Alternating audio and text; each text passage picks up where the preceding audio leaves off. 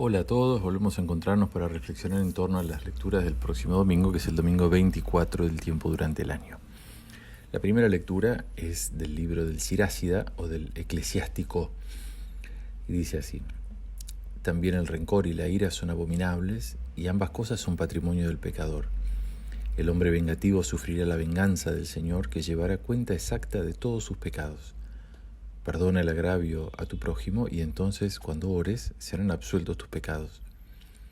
Si un hombre mantiene su enojo contra otro, ¿cómo pretende que el Señor lo sane? No tiene piedad de un hombre semejante a él y se atreve a implorar por sus pecados. Él, un simple mortal, guarda rencor. ¿Quién le perdonará sus pecados? Acuérdate del fin y deja de odiar. Piensa en la corrupción y en la muerte y sé fiel a los mandamientos. Acuérdate de los mandamientos y no guardes rencor a tu prójimo. Piensa en la alianza del Altísimo y pasa por alto la ofensa. Este libro, como digo, del Eclesiástico o Sirácida, es un libro que se lee poco en la liturgia. El autor es Ben Sirá, por eso se llama Sirácida, y se retiene escrito a inicios del siglo II a.C., lo que lo hace uno de los últimos libros del Antiguo Testamento. Pertenece a lo que llamamos los libros sapienciales. El texto tiene 3 partes: una caracterización del pecador, una serie de 5 paralelismos entre el comportamiento humano y el divino, y después una serie de 4 llamados a la reflexión para motivar el perdón o la reconciliación. Empieza hablando del rencor y la ira, porque estas son actitudes propiamente opuestas a la sabiduría. Estamos en el ámbito de la sabiduría. Y la sabiduría no es una cosa reflexiva, especulativa, recuerden, en Israel, sino una cuestión práctica. Obrar de acuerdo a la alianza y a los mandamientos. El rencor y la ira, dice, son abominables. Esto para el hombre religioso y piadoso o sabio. Y son patrimonio del pecador. Quiere decir que esto también puede leerse como son una característica del pecador. El pecador es rencoroso e iracundo. Es un trazo de su personalidad. De la misma manera, el perdón pertenece al ámbito propio del sabio. El hombre vengativo sufrirá la venganza del Señor. ¿Qué tal? Estamos en la línea de la ley del talión, ojo por ojo, que es el último recurso del Evangelio. Recuerden que Jesús lo cita, la ley del talión, pero la supera. Pero decir, bueno, por lo menos eso. Aunque la pregunta que se puede plantear acá es: ¿quién está habilitado para vengarse? ¿Quién lleva, quién tiene, a quién pertenece la venganza? Eso aparece en el texto de la carta a los Romanos, que está citado en el texto escrito. Llevará cuenta exacta de todos sus pecados. Terrible. Esto está lejos del amor extremo de Dios, esta extrema contabilidad precisa de todas las faltas. Perdona el agravio. Perdona el agravio. Es el primer consejo que aparece. Y parece ser la única forma válida para salirse de la espiral del mal y de venganza en la que el pecador vengativo claramente va a salir perdiendo. Te conviene. Este perdón es capaz de detener la lógica del mal por el mal, aunque sea medido. Cuando ores, le dice, y cuando ores van a ser absueltos tus pecados. Cuando ores. ¿Qué quiere decir esto? El contexto de lo que sigue es la oración. Una oración en la que seguramente se está pidiendo el perdón, sea personal o dentro del culto. Y van a ser absueltos tus pecados. Esto pasa directo al Padre Nuestro. Si vos perdonás, te van a perdonar. Y a la enseñanza de Jesús sobre el perdón que se espera recibir de Dios. Dios es quien juzga y por eso es quien absuelve. El hombre no se puede absolver a sí mismo porque no es juez. El hombre no es juez. Y dice, el que mantiene su enojo, esto es el rencor, ¿cómo pretende que el Señor lo sane? Lo que está tocando acá es la expectativa del hombre. Alguien que pretende que Dios lo sane. Ahora, lo que está diciendo es, acá hay un obstáculo para eso. Está hablando de las condiciones o los requisitos o las disposiciones de la persona para que esa expectativa se haga realidad. No tiene piedad, no tiene piedad. La piedad acá no es un sentimiento de devoción filial religiosa, sino que se refiere más bien a la compasión con un semejante. No tiene piedad de un hombre semejante a él, de un prójimo, y se atreve a implorar por sus pecados. Ni siquiera se tiene compasión por otro y quiere que Dios tenga compasión, que padezca. O sea, no tiene compasión de un semejante, lo cual es propio del hombre, y quiere que Dios tenga compasión de él, lo cual es impropio de Dios, ¿no? Esto es lo desubicado, lo desmedido, no ya de la expectativa que se le perdonen los pecados, esa es la expectativa, sino el medio, que es la súplica, ¿eh? O sea, no solo no puede ni esperar que Dios lo perdone, ni siquiera puede pedírselo, ni siquiera puede arrancar a pedirlo. Dice, un simple mortal guarda rencor. El autor lo que está advirtiendo es algo que parece ir contra la experiencia. Guardar rencor no es propio de los mortales, no le corresponde. En todo caso es Dios el que puede guardar rencor, porque a Dios pertenece la venganza, a Dios pertenece el juicio, ¿no? Y después vienen estos consejos, ¿no? Empieza diciendo, acuérdate del fin. Acá empieza esta otra parte del texto con una serie de 4 consejos vinculados con 4 llamados a la reflexión. 2 veces dice acuérdate y 2 veces dice piensa. Este primero, acuérdate del fin, propone el fin como objeto de la memoria. Y no se refiere solo a la muerte, o diría ni principalmente, sino el fin último. ¿Para qué fuimos creados? ¿Para qué estamos? ¿A dónde vamos? ¿Qué es lo que queremos ser? O sea, ¿cuál es nuestro objetivo en la vida? ¿Qué hay más allá? ¿Qué estamos construyendo? Todas esas cosas, ese es el fin. Hay quien dice que el libro no tiene una idea muy clara y cierta de la retribución después de la muerte, y por eso esto puede referirse tanto a las consecuencias de los propios actos o a la muerte o simplemente al futuro. Lo cierto es que el contexto porque después va a hablar de la muerte. Entonces acá con este fin puede estar hablando de algo más, de algo distinto. Dice, deja de odiar. Este es el primer consejo. Acuérdate del fin y deja de odiar. Primero es lo que hay que recordar, lo que hay que meditar y después lo que hay que hacer. Y este primer consejo es más interior, que trabajar el sentimiento, el rechazo o el odio del corazón. Después viene el segundo, piensa en la corrupción y la muerte. Este es el segundo punto de la reflexión, que tiene que ver con algo muy concreto, que es la fragilidad y la fugacidad de la vida, un punto más negativo si se quiere. Pensar en el fin es pensar en un punto más positivo, lo que yo estoy construyendo. Esto es lo negativo, nos vamos a morir, mi cuerpo se va a corromper. Y sé fiel a los mandamientos. El consejo ahora, en vez de el espacio exclusivamente interior, pasa a la práctica. Se proyecta sobre las obras, cumplir los mandamientos, ¿no? Y después le dice, acuérdate de los mandamientos. Ahora los mandamientos se convierten en un objeto de reflexión, no tanto como un repaso de los 10 mandamientos, sino como una propuesta vital, religiosa. ¿Qué significa tener mandamientos? ¿Qué significa un camino, la ley? Y el consejo es, no guardes rencor, vuelve al interior. Abandona el odio, sé fiel a los mandamientos y no guardes rencor. El rencor es como el odio que se asentó, que hizo morada en nosotros. Piensa en la alianza del Altísimo. Este es el cuarto consejo. Recordar no solo la alianza como un modo de hablar de los mandamientos, sino de la alianza que se remonta a Abraham, de las promesas de Dios, del vínculo con el que quiso unirse con los hombres. Eso es la alianza, ¿no? Pensá en la alianza y pasá por alto la ofensa.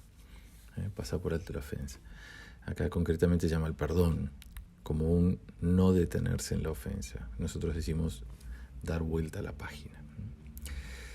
El Salmo es el 103 y la antífona dice, el Señor es bondadoso y compasivo. Bendice al Señor, alma mía, que todo mi ser bendiga su santo nombre. Bendice al Señor, alma mía, y nunca olvide sus beneficios. Él perdona todas tus culpas, cura todas tus dolencias. Rescata tu vida del sepulcro, te corona de amor y de ternura. No acusa de manera inapenable, ni guarda rencor eternamente. No nos trata según nuestros pecados, ni nos paga conforme a nuestras culpas. Cuanto se alza el cielo sobre la tierra, así de inmenso es su amor por los que lo temen. Cuando dista el oriente del occidente, así aparta de nosotros nuestros pecados. Este salmo es una acción de gracias que tiene forma de himno.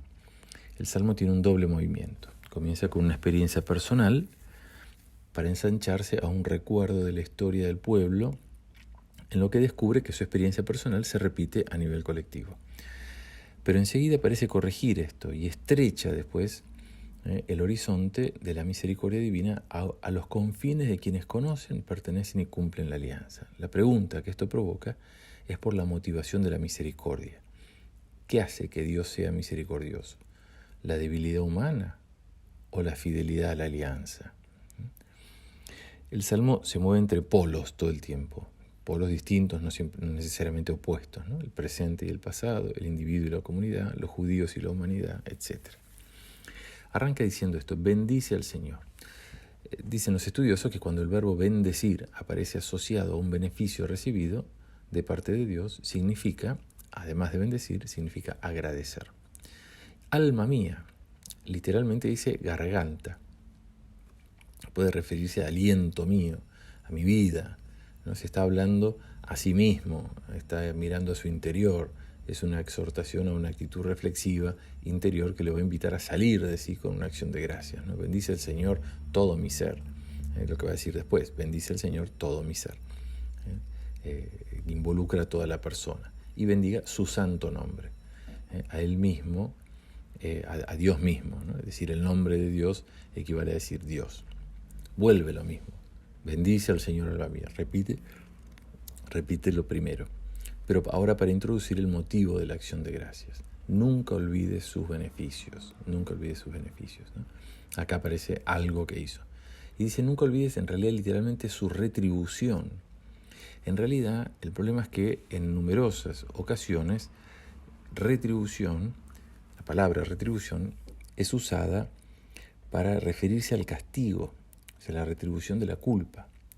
Acá el salmista le cambia el signo negativo y va a referirse a esa retribución como un beneficio cuyo contenido va a aclarar más adelante. Quiere decir, esa retribución no es conforme a nuestras culpas, no nos paga según nuestras culpas. Dice: Él perdona todas tus culpas. El salmista pasa a las motivaciones de la acción de gracias, ¿no? Como algo más concreto. Hablaba de beneficios, ahora habla de uno muy concreto, que es: perdona tus culpas. Le da gracias por su misericordia, que lo ha liberado de todos los males, o al menos de los más decisivos. Primero de ellos es el perdón de la culpa. El segundo: cura todas tus dolencias. Pareciera que esta es una motivación concreta de acción de gracias, la curación de una enfermedad grave. También puede leerse a quienes leen este salmo en clave del exilio y repatriación. Perdonó las culpas que los llevaron al exilio, curó las dolencias y los hizo volver. Aparecen vinculados acá el pecado o la culpa y la enfermedad, cosa que era frecuente. Vayan a leer el libro de Job entero. Todo el libro del pobre Job está en esta clave. Rescata tu vida del sepulcro. Pareciera que, siguiendo un poco la lógica del versículo anterior, la enfermedad habría sido de tal gravedad que estaba conduciendo al salmista a la muerte. Ahora, es frecuente el oficio de Dios como rescatador o redentor. Sepan que rescatar o redimir en la Biblia es recobrar una propiedad, incluso la propiedad de un esclavo, pero acá tiene el sentido de rescatar o liberar de la muerte. Y dice: te corona de amor y de ternura. Ahora aparece otra acción de Dios, que es la de coronar. Coronar no significa solamente poner un fierro en la cabeza, un fierro redondo en la cabeza, sino proteger, rodear para proteger, que es el sentido más propio del contexto. Dios rodea, te rodea con amor y con ternura, te rodea de amor y ternura, te protege, te cuida con amor y ternura. Y dice: no acusa de manera inapelable. Ahora vienen 4 negaciones, 4 cosas que Dios no hace. Primero habló de 4 cosas que sí hizo: perdona tus culpas, cura tus dolencias, rescata tu vida y te corona de amor. Ahora vienen 4 cosas que no hace: no acusa, no guarda rencor, no nos trata según nuestros pecados, ni nos paga conforme a nuestras culpas. No acusa de manera inapelable. Acá no dice que no acuse, dice que no lo hace de manera inapelable. O sea que si me acusa, puedo apelar. Hay espacio. Esto es lo interesante de todas estas negaciones, ¿no? Dice: no guarda rencor eternamente. No quiere decir que no guarde rencor. Si tiene rencor o se irrita, lo hace, pero no es para siempre, ¿no? No nos trata según nuestros pecados. Ahora, acá hay un cambio en el Salmo, este versículo 10, porque el tú al que el salmista se dirigía, que era alma mía, se estaba dirigiendo a él mismo, ahora aparece un nosotros. Puede ser el pueblo judío, aunque también, por otro contexto del mismo Salmo, puede referirse a toda la humanidad. Esta es la tercera cosa que Dios no hace. No tiene con nosotros una acción tan extrema como merecería nuestro pecado. Esto no quiere decir que no castigue, entre comillas, o corrija de alguna manera. No nos paga conforme a nuestras culpas. La cuarta cosa que Dios no hace, no retribuye de la misma medida de la culpa. Cuanto se alza el cielo sobre la tierra. Ahora vienen dos imágenes que el salmista usa para hablar del amor y del perdón. El primero es este, cuanto se alza el cielo sobre la tierra. Esta primera imagen es vertical, es vertical. Son tres imágenes. La tercera quedó afuera del texto litúrgico. Como un padre siente ternura por sus hijos. Esa es la tercera imagen, que el Salmo, como digo, de este domingo no lo trae. Pero la primera es esta, cuanto se alza el cielo sobre la tierra. Es una imagen vertical que expresa lo inconmensurable, lo que no se puede medir, del amor. Así de inmenso es su amor.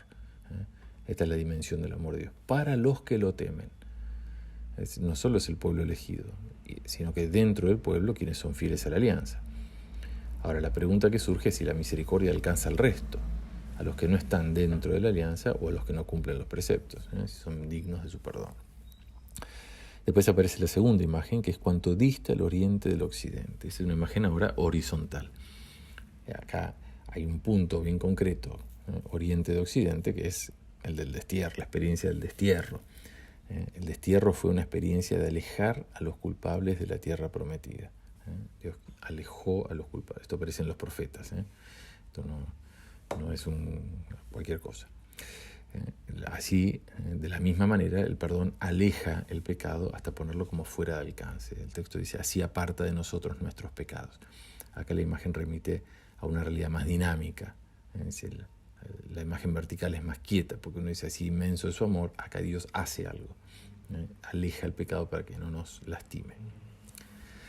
La segunda lectura es de la carta a los Romanos, en el capítulo 14. Dice así, es muy breve el texto. Ninguno de nosotros vive para sí, ni tampoco muere para sí. Si vivimos, vivimos para el Señor, y si morimos, morimos para el Señor. Tanto en la vida como en la muerte pertenecemos al Señor, porque Cristo murió y volvió a la vida para ser Señor de los vivos y de los muertos. Este es el último domingo que leemos la carta a los Romanos. Vamos a seguir con la carta a los Filipenses, el domingo 25. Pablo quiere resaltar el señorío de Cristo tanto para vivos como para muertos, lo que significa nuestra total pertenencia o devoción a Él.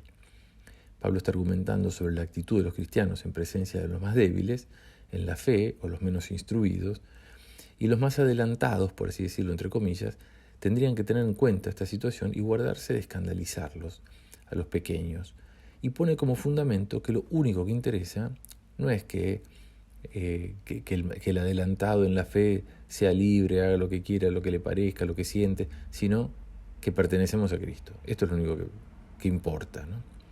Y dice, ninguno de nosotros, recuerden que Pablo está hablando a los redimidos, está hablando a cristianos bautizados, vive para sí.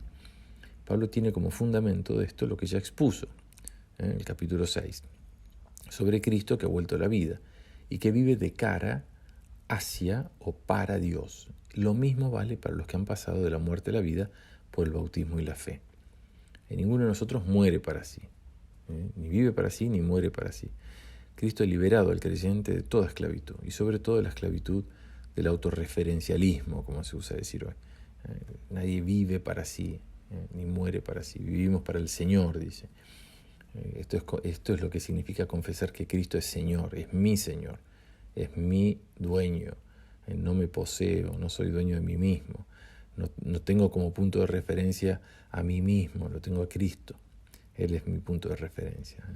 Si morimos, para el Señor morimos. Y si vivimos, vivimos para Él. O se vuelve sobre lo mismo, pero precisando un poquitito más.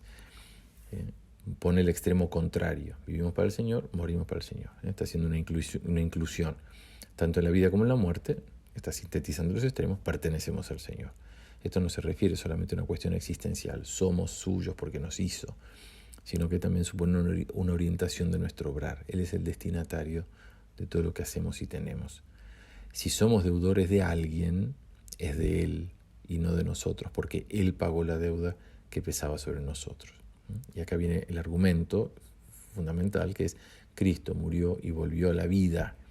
Este es el querigma, esta es la verdad central de nuestra fe, es el núcleo del cristiano, para ser Señor de vivos y muertos. Es un tema propio de Pablo, que le es muy afín, tanto que lo desarrolla en varias de sus cartas. Es la pertenencia del creyente a Cristo en el arco de toda su existencia. Este es el fundamento de la pertenencia que Pablo recuerda a los cristianos. Él murió y resucitó para ser Señor nuestro.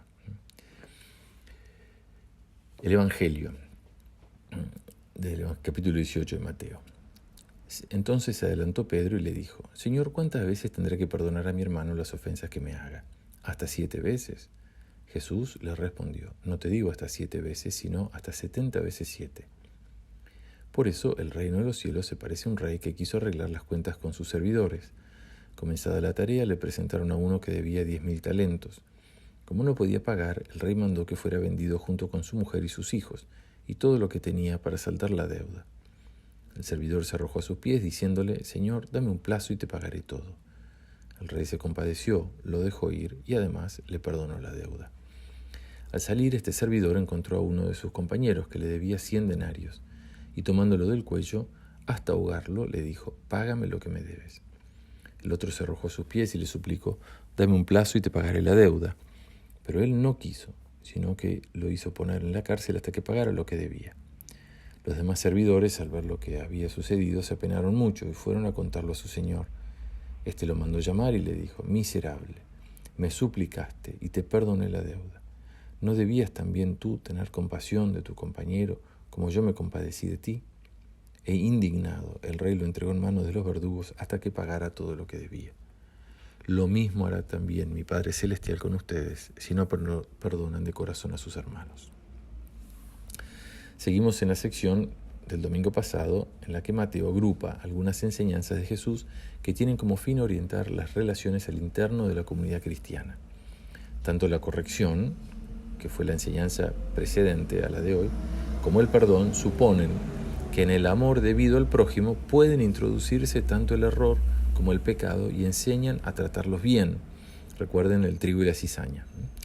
Si la corrección preveía la eventual y extrema medida de la exclusión del obstinado, ahora el perdón prevé la eventual y extrema inclusión de todos. Por eso esta enseñanza da a la enseñanza precedente de la corrección fraterna un contexto más adecuado para ser bien entendida. En la parábola las situaciones se presentan de una manera poco caricaturesca, es decir, exagerada: el monto de la deuda, lo pequeño de la otra deuda, lo desmedido del perdón, lo despiadado de la exigencia del otro siervo, el enojo último del rey, lo extremo del juicio final, ¿no? Todas estas exageraciones son presentadas así para una mejor comunicación del mensaje y además para lograr el efecto de que el razonamiento sea inobjetable, como que todos lleguen a la misma conclusión. El texto arranca diciendo entonces. Esto vincula el episodio que comienza y la enseñanza con lo que procede inmediatamente sobre la corrección fraterna, el poder de desatar y atar, y la seguridad de la presencia de Jesús cuando 2 o 3 se reúnen en su nombre. Lo recuerdan. Se adelantó Pedro, no necesariamente como cabeza de los 12 o representando el resto, sino para plantear una inquietud. Señor, ¿cuántas veces tendré que perdonar a mi hermano las ofensas que me haga?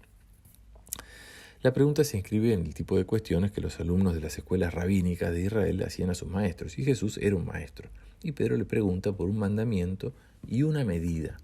Él se mueve en la lógica de los mínimos, como quien dice: ¿qué es lo mínimo que tengo que hacer para ser cristiano? ¿Hasta qué parte de la misa puedo llegar para que me valga? Esas son las preguntas por los mínimos. Quien viva así su fe ya la ha perdido. Porque la fe pone en comunión con el amor. Y el amor no sabe de mínimos, de medidas, sabe de máximas. Ha quebrado todas las normas. El amor no sabe de preceptos. Pedro va a entender esto cuando Jesús lo mire en el cuando lo mire en el patio de la casa de Caifás, luego de haberlo negado. Ahí lo va a entender. Y dice, hasta 7 veces. Detrás de esta cifra de Pedro hay 2 temas que sirven de trasfondo. El primero tiene que ver con un número.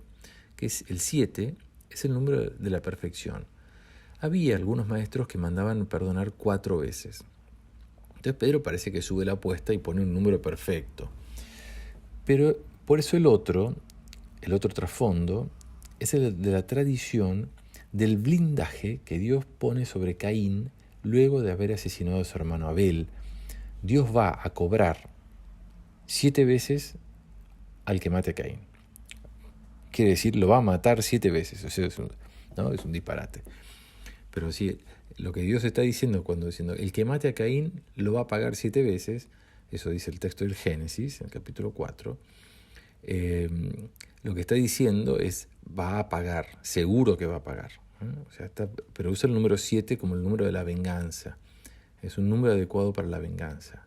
Por eso aparece también, este 7 veces Dios va a vengar a Caín, aparece como un número adecuado para el perdón, ¿no? También 7 veces está bien que yo perdone al otro. ¿Ven? Pedro no está preguntando si tiene que perdonar necesariamente con un límite, sino si está obligado al perdón perfecto. Y Jesús le contesta, no te digo hasta 7 veces. ¿Sí? Le está subiendo la apuesta. Y lo que va a hacer no es solo subir el número de perdones a 490, sino que va a fijar un fundamento ilustrando cuál es el perdón perfecto, que es el de Dios. Ese es el objetivo de esta enseñanza. Quiere que entiendan cuál es el perdón de Dios. Y Jesús va a pasar de lo pragmático, o sea, de lo práctico, con la respuesta que esperaría Pedro, y tenés que perdonar 8, 10, 12, 5 veces, a lo programático, un estilo, una orientación. Si Pedro, esta es la onda, después fíjate, pero es esta. Y le dice hasta 70 veces 7. Hay quienes entienden que hasta 70 veces 7, siguiendo un poco la tradición de Caín que les había comentado, recuerdan que un descendiente de Caín, que se llamaba Lamec, había matado a 2 personas. Por haberlo herido, uno lo había herido, lo había lastimado físicamente, y otro lo había golpeado. Y él los había matado a los 2 por esa ofensa, ¿no? Por una herida y por un golpe. Y fija como criterio para su uso de la venganza uno mucho mayor que el de Caín. Dice, si Caín fue vengado 7 veces, Lamec va a ser vengado 77 veces. Contra ese abuso de la venganza va a aparecer la ley del talión, que va a decir, no. Te pegaron, vos le pegás, no lo matás. Te sacaron un ojo, pie por pie, mano por mano, ojo por ojo, diente por diente, etc. ¿Ven? Jesús lo va a superar a esto con una invitación a ofrecerle otra mejilla, a ser generoso con quien quiere quitarnos algo, etc. ¿No? Lo saben, el amor al enemigo. La venganza desmedida, que es ley en el mundo pagano, Lamec, se estrella contra el perdón sin límite, desmedido también, de los cristianos. A ejemplo de Dios y de Jesús, y como hacían ya entre sí los israelitas, los cristianos deben perdonar, pero deben hacerlo siempre. Además, ahora prójimo significa todo hombre, incluido aquel a quien hay que devolver un bien por un mal. Solo este amor es el que es capaz de cubrir la multitud de los pecados. Por eso, dice Jesús, por eso, esto parece ser una conclusión, pero más bien es el desarrollo de la enseñanza, es un modo de ilustrar esa enseñanza. Ya dio la enseñanza Jesús, que perdonar 70 veces 7. Y ahora va a ilustrar eso, va a desarrollar eso. El reino de los cielos se parece. Es un modo que varias veces aparece en los evangelios para comenzar o introducir una parábola que al mismo tiempo quiere precisar qué cosa sea o cómo sea el reino, y al mismo tiempo indicando que es solo eso, es una pista, una aproximación que no agota su significado, cuya verdad o significado final escapa a la parábola y que hay que ir a buscarlo uniendo todas las parábolas y las enseñanzas de Jesús para poder tener un cuadro más completo. La colocación de esta frase al inicio del relato puede inducir equivocadamente que, por ejemplo en este caso, el reino de los cielos se parece a un rey. No se parece a un rey, se parece a toda la situación que recrea la parábola. Puede haber un acento, que el rey, que tiene que ver, que el rey ocupa un lugar importante dentro de la parábola. Pero el reino tiene más que ver con todo lo que narra la parábola que solamente con el rey. Esta idea del rey es una imagen adecuada para hablar de Dios en un ambiente judío. Y dice que quiso arreglar las cuentas con sus servidores. Armar la parábola sobre un ajuste de cuentas y de deudas tiene la intención de presentar el perdón como una deuda, más que como una opción. Muy interesante esto. Le presentaron, o sea, el rey se sienta y le traen gente. Le presentaron a uno. Después él lo va a mandar llamar a este, pero ahora se lo traen. Uno. Es un servidor, no necesariamente hace referencia a un esclavo o lo que nosotros entendemos por un sirviente, un peón. Difícilmente nos podamos imaginar una persona de pocos recursos que haya contraído una deuda tan grande como la que menciona el texto. Debe entenderse una persona al servicio del rey, punto, cualquiera fuese su rango, un ministro o el que barría la puerta. ¿Qué debía? Deuda en la cultura de Jesús se usaba tanto para una deuda de dinero como también para referirse al pecado. La palabra deuda. Debía 10.000 talentos. Acá varias cosas. 10.000 era el numeral griego más alto y el talento la unidad monetaria más valiosa. O sea que está hablando de un número que no se puede superar y una unidad monetaria muy valiosa o la más valiosa. Los comentaristas dicen que esta suma equivaldría más o menos a 600 millones de denarios. Esto para tener un punto de comparación con los 100 denarios que le deben a él. Este hombre debía 600 millones de denarios y había alguien que le debía 100 denarios a él. Otros estudiosos ilustran esta cifra recordando que el tributo anual combinado, anual, de Galilea y Perea, dos regiones del norte, no llegaba a los 200 talentos. Y acá estamos hablando de 10.000. Y el de Judea, Samaria y Idumea juntos a 600. Se piensa que eso, ¿no? Un empleado común hubiera debido trabajar a los jornales de entonces unos 250.000 años para solventar semejante deuda. No podía pagar, dice, como no podía pagar. Si bien esta es la consecuencia lógica de semejante suma adeudada, la pregunta que surge y queda sin contestar es ¿cómo contrajo esta deuda? ¿Cómo una persona de golpe se viene con una deuda tan grande, ¿no? No se dice que el servidor fuera indigente o que pasase necesidad, sino solamente que no cuenta con la suma necesaria para saldar la deuda. Y este es un gran punto de la parábola que la parábola insinúa y es el punto clave. La cantidad de bienes recibidos del rey es tal que no es posible devolverle adecuadamente o dignamente jamás, de ninguna manera. Esto es muy importante, porque este es el trasfondo.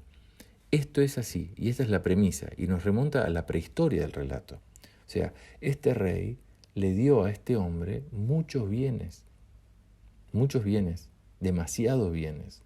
Ahora, perder esto de vista es perder de vista el sentido de la deuda y de la gratitud del rey, tanto para donar inicialmente, o prestar, como en términos de la parábola, como para condonar la deuda. Y finalmente para reclamar, para volver a llamar, que es lo que hace con el siervo, lo vuelve a llamar y le pide la restitución de sus bienes. El rey mandó que fuera vendido junto con su mujer, sus hijos y todo lo que tenía para saldar la deuda. Aún así, todo lo producido de esas ventas no alcanzaría a pagar la deuda, porque el hombre no tenía bienes, entonces decía, no tiene con qué pagar la deuda. O sea que aunque lo vendan a él y todo lo que tenía, la orden no tiene como fin la compensación, sino la satisfacción. Es decir, no le va a alcanzar al rey para cobrarse lo debido, pero al menos va a satisfacer la afrenta de una deuda impaga. Era un modo de castigarlo. El servidor se arrojó a sus pies. Es un gesto de humillación, también es un gesto religioso. Y esto introduce el gesto del perdón, que era considerado una humillación. Ser perdonado es como que me humillen. La venganza o el ajuste de cuentas era algo honorable, aunque uno saliera perdiendo, como en un duelo, por ejemplo, ¿no? Yo voy a un duelo con vos, aunque me mate, pero por lo menos muero con honor, ¿no? Bueno, acá lo mismo, que me pongan preso, pero no que no me perdone porque eso es un deshonor. Y este gesto de postrarse es un poco de eso, es una humillación. Y le dice, dame un plazo y te pagaré todo. El siervo suplica y promete, quizás inútilmente como ya habría prometido antes y nunca había pagado. Además la suma sigue siendo impagable, o sea, no tiene cómo pagar, o sea que te pagaré todo es un verso. El rey se compadeció la parábola está construida sobre estos sentimientos de compasión del rey, de dureza del servidor que viene más adelante, no quiso, y después de la indignación del rey al final del relato. La compasión, la dureza del corazón y la indignación. El único motivo por el que fue condonada totalmente su deuda fue el impulso espontáneo de amor compasivo de su señor.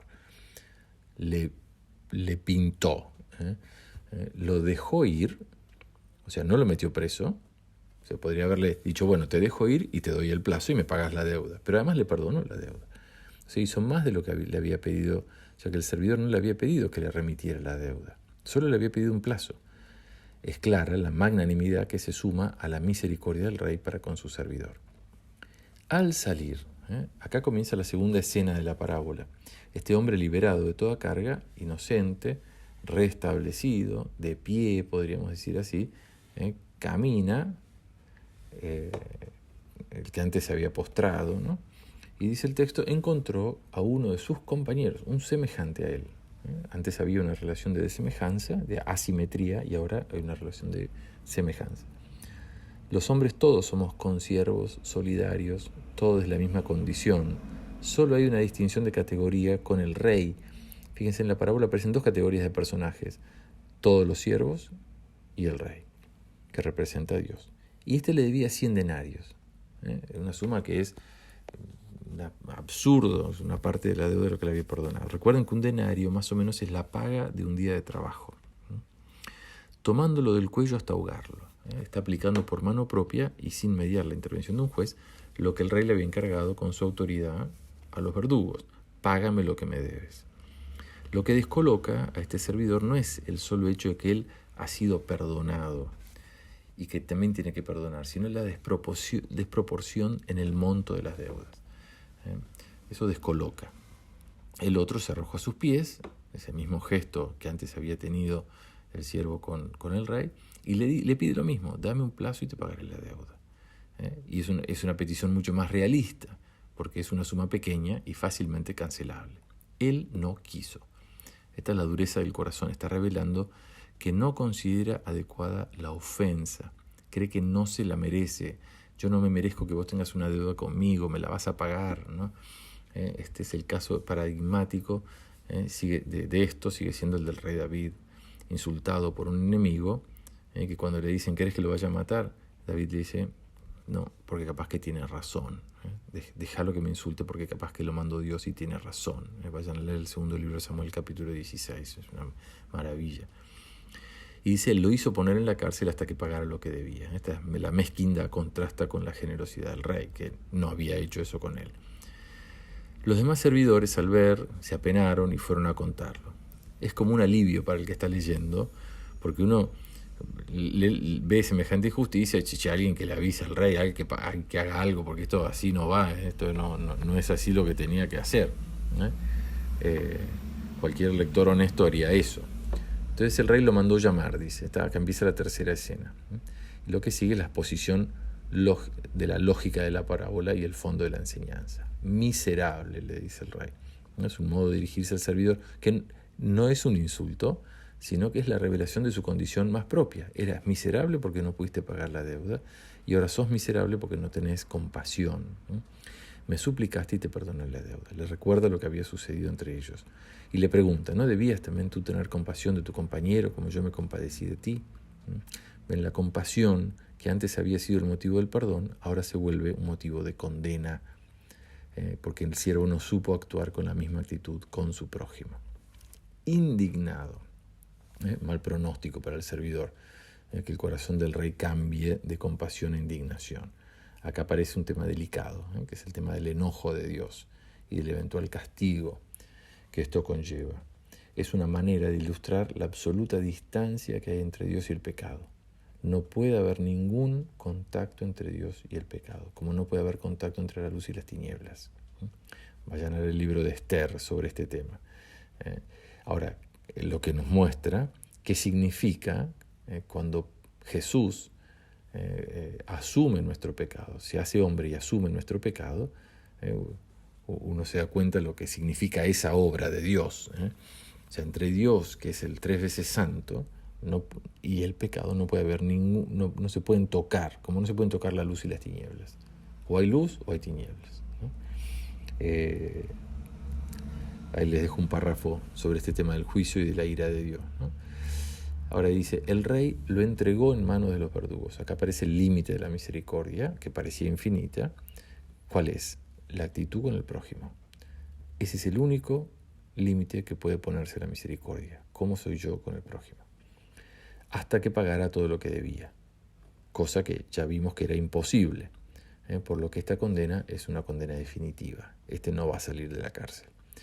Acá está la trampa de la parábola, porque si bien resulta lógico este desenlace, cuando el lector se aplica a la enseñanza, ya no resulta una lógica tan fácilmente digerible, porque da espacio a un juicio de condena, como diciendo, cuídate porque te puede pasar a vos. Y después viene la enseñanza de Jesús, ¿no? Lo mismo, dice Jesús, ahora Jesús aplica la parábola. Y hay dos maneras de leerla, a la parábola, o de aplicarla. Hay que obrar de una determinada manera para que Dios sea así con nosotros. Es una especie de comercio religioso. Mira, te conviene perdonar para que Dios te perdone. Un poquito de comercio. Lo segundo es, tenés que perdonar o perdonar porque vos sos hijo del Padre y vos querés ser con los demás como Dios ha sido con vos, ¿no? Y eso es algo bueno para vos, ¿no? Más allá de que esto te ayude a pasar el examen, ¿no? Sé como tu Padre, esa es la enseñanza de Jesús, sean misericordiosos porque el Padre es misericordioso, ¿no? Lo mismo, dice Jesús, hará también mi Padre Celestial con ustedes. La enseñanza de Jesús apoya el perdón al prójimo, que era la pregunta de Pedro al inicio, sobre el perdón recibido o que se espera recibir de Dios. Esto supone una valoración o relevancia que se da a este perdón o una piedad importante en quien escucha. Y supone además una percepción recta del propio pecado. Quien dice yo no tengo pecado difícilmente va a entender esta parábola. Y quien no es piadoso o no ama a Dios tampoco la va a entender. La advertencia de Jesús tiene como horizonte el juicio final. Y dice, si no perdonan, Jesús establece una relación directa entre el perdón que esperamos recibir de Dios y el que damos a los demás. Así como Dios perdona por pura gracia, sin mérito nuestro, también porque la deuda es inmensa, enorme, impagable, también nosotros hemos de proceder del mismo modo, sin esperar cosa alguna de nuestro ofensor. Siempre teniendo en cuenta que el mal que nos pudo hacer el otro es ridículamente menor al mal que nuestro pecado hace a Dios. Lo que debería movernos es ser generosos y misericordiosos con Él, lo es con nosotros. Y de corazón, si no perdonan de corazón.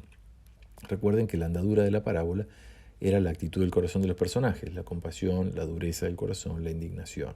Ahora Jesús reclama eso, un perdón que involucra el interior, es decir, toda la persona, y a sus hermanos. Si no perdonan de corazón, a sus hermanos. Recuerden que la enseñanza está dentro de la recopilación de enseñanzas que tienen como destinatarios a los miembros de la comunidad. Este perdón, si bien mira a todos los hombres, tiene como primeros destinatarios a los miembros de la iglesia. Así, la vida de la iglesia se funda en vínculos sanos que cuando son heridos saben ser reparados por medio del perdón generoso y sin límites. Bueno, espero no haberlos aburrido. Para mí son textos muy lindos. Espero que les llegue también el texto escrito donde encontrarán algunas sugerencias para la meditación y también las citas bíblicas que son, me parece, el material más rico de todo esto. Que Dios los bendiga. Hasta luego.